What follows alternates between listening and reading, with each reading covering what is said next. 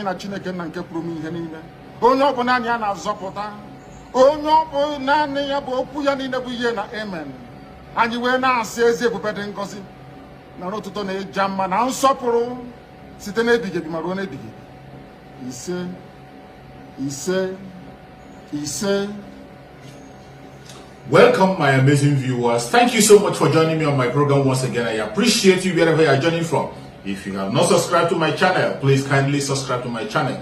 Click the notification bell so that you're notified each time I upload a video. You will be among the first to receive it.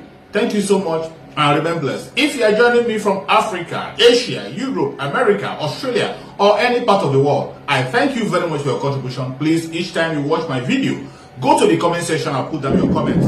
That is politicians themselves, I guess one can say they're doing what they usually do, politicking. Yeah. So from what you see, how should we even relate with this? People seem bothered about it. People, of course, they pitch their tent whichever way. But looking at it from a distance, perhaps from your perspective, what do you see? How do you see this playing out?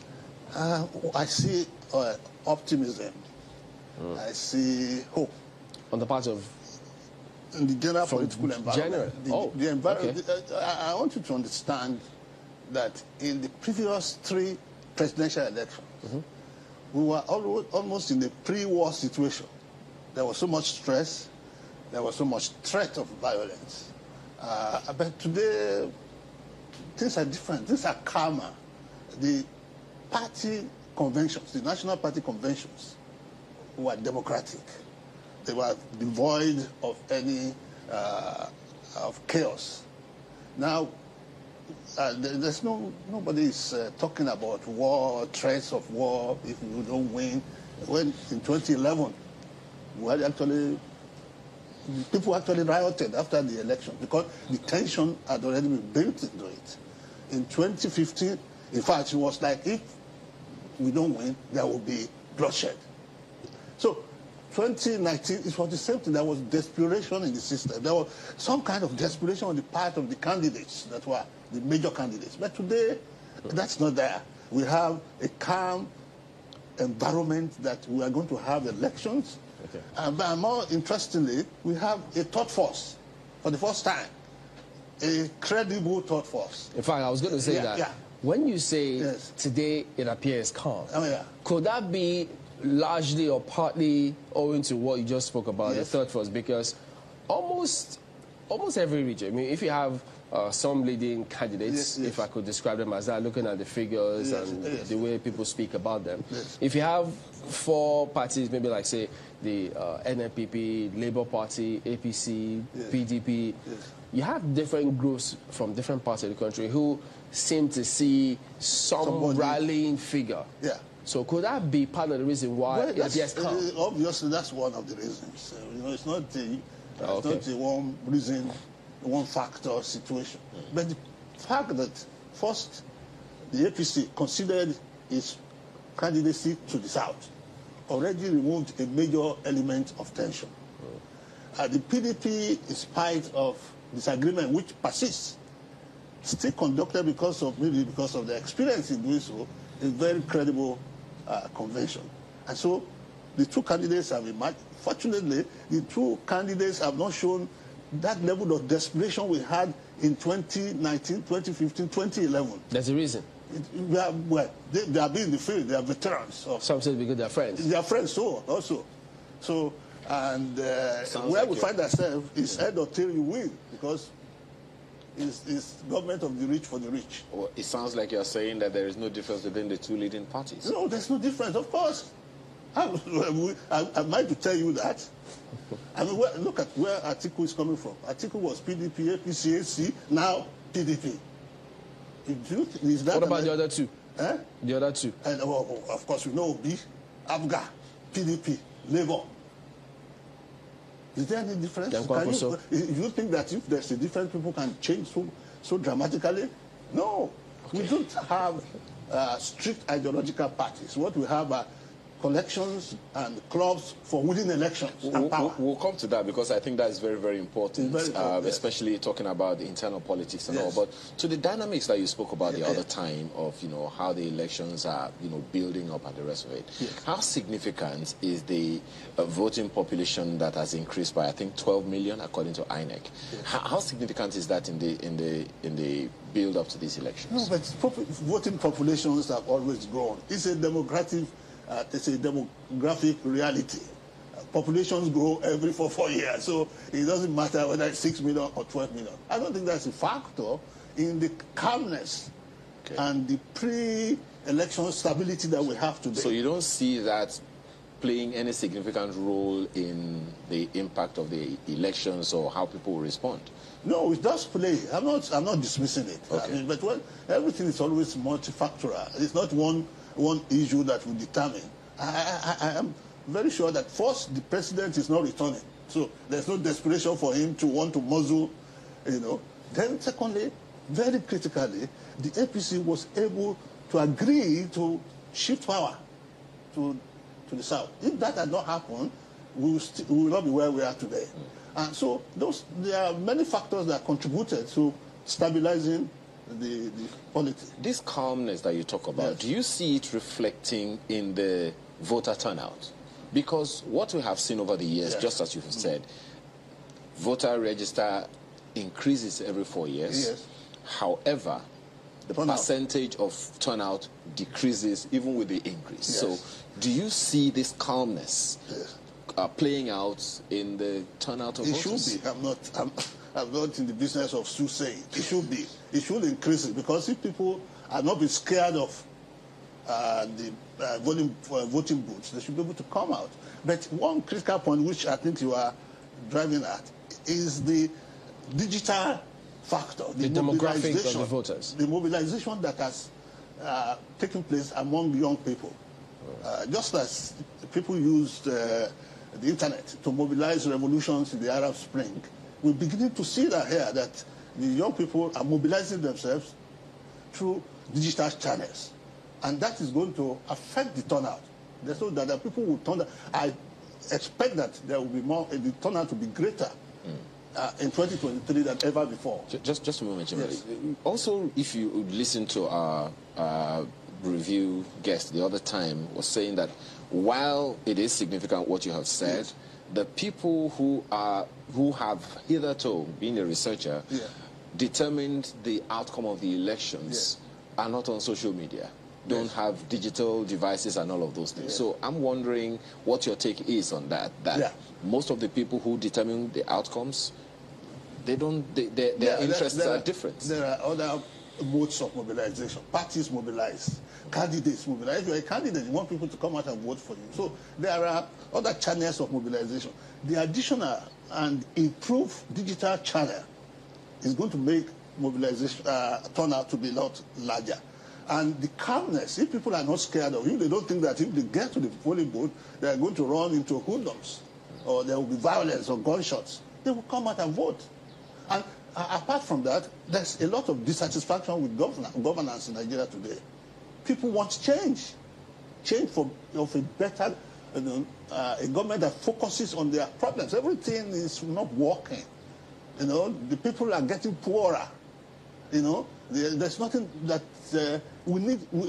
People think that a new government will change this. There's that hope eternal, that a new government, not necessarily a new party, but they're thinking that once there's a change of government, there's the likelihood that new policies, new programs, new projects will begin, and their lots will increase. What is it, Prof, that we seem to gloss over or miss? Because when you speak about change or hope eternal, right from 1999, whenever it's 4 years, there's that enthusiasm, they're upbeat, they want to go in and get something different. People love the different things, really. But at the end of the day, after 4 or 8 years, there's always that despair that this is not what we thought it was going to be. What are we missing? I hope you know that in the past, people have not obviously been allowed to express themselves properly. I'm not even sure that we have had any elections where the electorate actually chose. There's been so much manipulation, what we call rigging, of elections. That we don't know whether it's the people that we wanted that got there. Well, we just got people elected.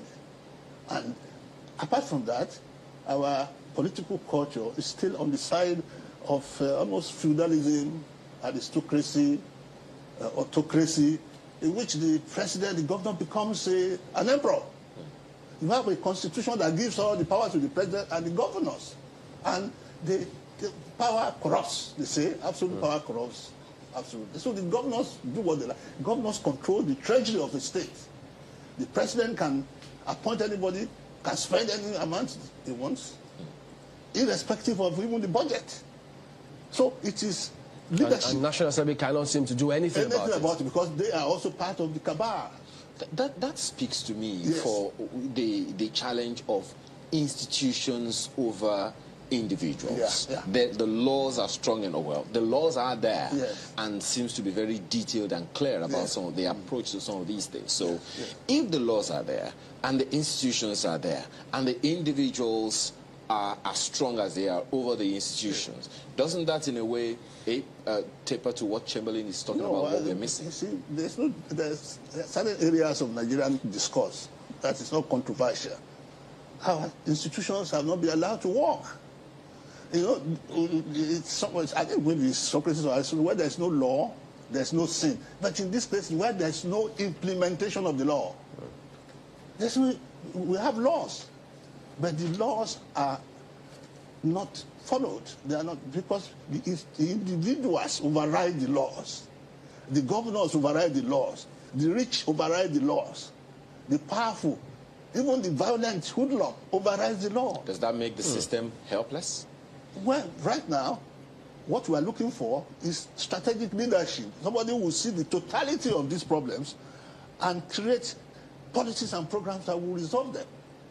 We have not had that.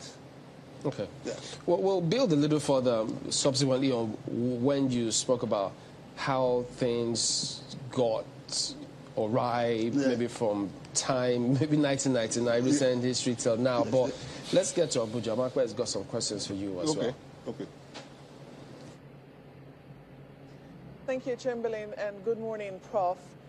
First, I was going to ask if there is a term in political science for when the electorate begins to seek change at the end of the administration of any government, as the case might be. You said that it could be a change of government, it could be a change of party, but generally, you know, people seek a change. Is that a phenomenon in political science? Yes, well, it is. You know, I mean, parties do change their programs in response to the demand of the electorate. If you want to win elections, you have to listen to the voice of the people that you are going to vote for you. And that might affect the way you present yourself, might affect the programs that you prioritize, and so on. If it's a different party, yes, they will almost invariably sell themselves as bringing new ideas, better ideas, and they will want to do a better job because they know the next election round they will have something to explain. So there's no point at which a government cannot begin to change. My worry is that sometimes it's too late to change. I was going to ask you if you would be kind enough to do like an analysis of the strengths of, say, the who you considered four major front runners. We know the PDP, we know the APC, but you know, you decide the last two political parties whom you might consider, you know, major contenders in this. We have three leading candidates. The Labour Party is the third force. The two major candidates are APC and PDP. They have been there since 1999. They have the structures and so on. Let me say that the Labour Party, exciting as it is unlikely to go very far in the presidential race. Because we are not even talking about Labour Party at senatorial. There is no Labour Party at House of Assembly. They have no governor. They have no local government council. Those are the elements of manipulation, of mobilization of administration of elections. So if you don't have all those levels, those structures, they call it structures, and I know that people have been gloating about what happened in Kenya. It's not easy for it to happen that way. You need to have the governors to be on your side. You have to have 2 or 3 who can bankroll your election. You have to have local government chairmen and so on. I think it's a federal momentum that they have. As we put it, it is there in the air. I'm not sure that it's grounded in the grassroots. Between Atiku and Tinubu, I see a problem. Ordinarily, those two should not be the people who want to rule us, but they are the ones who emerge from the democratic process. And if you are asking me to assess their prospects, Tinubu has an albatross. The albatross is that he cannot criticize government. He cannot say, I'm going to change policies. He cannot say, the policies I'm going to pursue is going to be better than, because he's going to alienate the president, alienate the cabal, alienate the powerful people in his party, and jeopardize his electoral chances. So what is he going to say to us? Atiku's campaign has no identity. Unfortunately, it has no identity that can galvanize us. It's the same, I will change electricity, I will privatize NNPC. We have found that before. What is it that you are going to do for us? So, but if you want me to balance it, I think that Atiku has the best of the chances. Why? Because politics in Nigeria is not about ideology. I can see him mobilizing the votes in the north. Blood is thicker than water. I can see him succeeding fairly in the southeast, which is a PDP territory. I don't see Tinubu doing that. If Atiku should take the north over and above Tinubu and take the southeast, and even struggle to take some of the southwest, that's the danger. And I don't trust that a lot of the people who are now claiming to be supporters in the north will not go back to your tent, O Israel.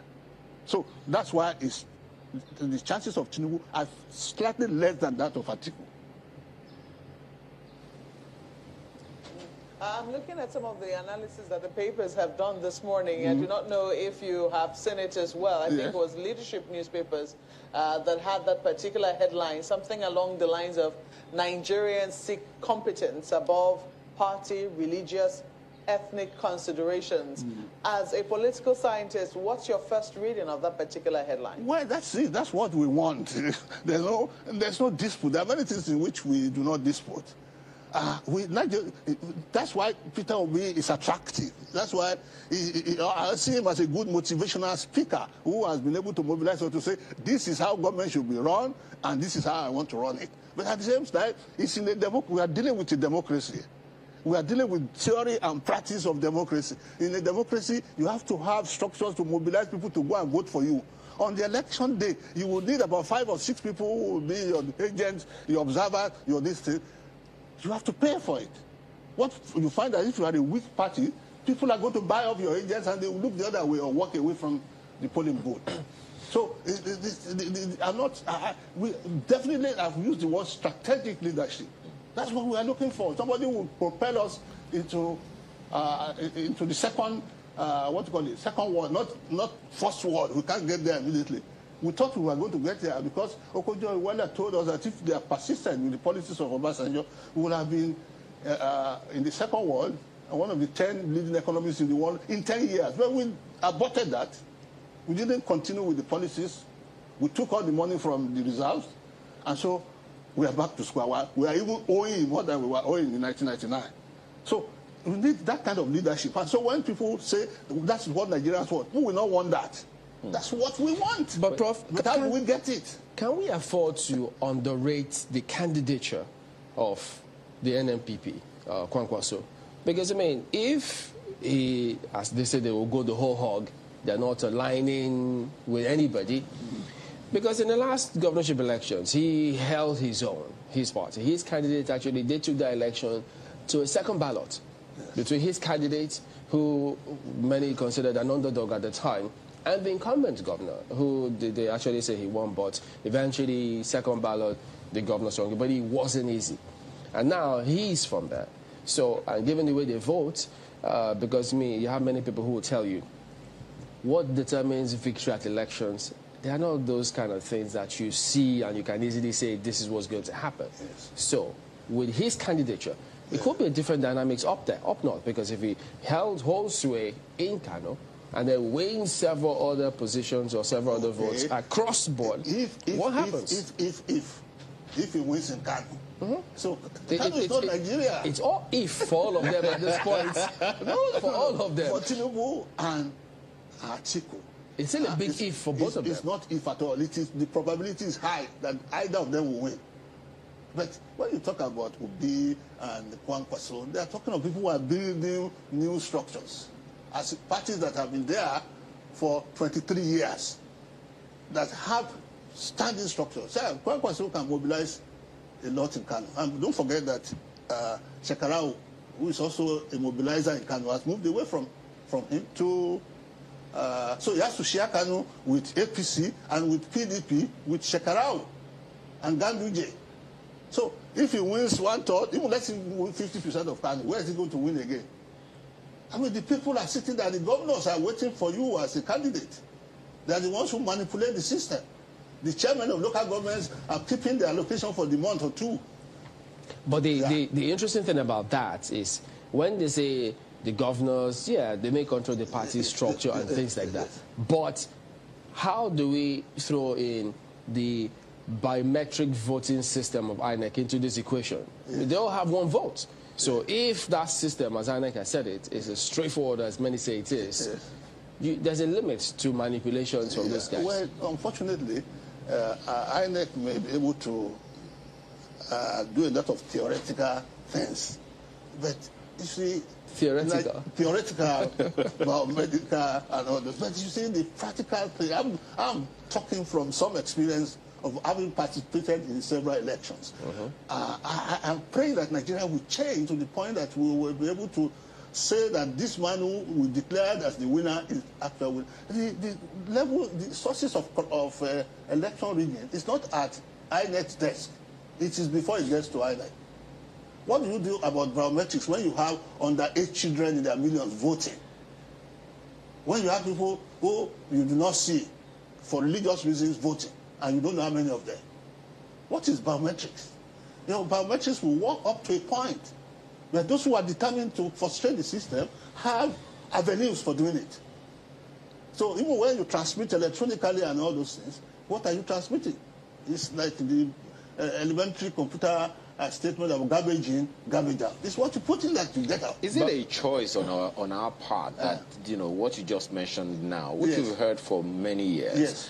Is it a choice to continue to allow this? Has it been substantiated in the first place? That what? That there's underage voting, because times that many try to interrogate it, they always met a brick wall. Well, let's pray that it's not substantiated. But what we see, the pictures we see, a picture says 1,000 words. We have seen it before. We have seen people tampering. We have seen all kinds of things.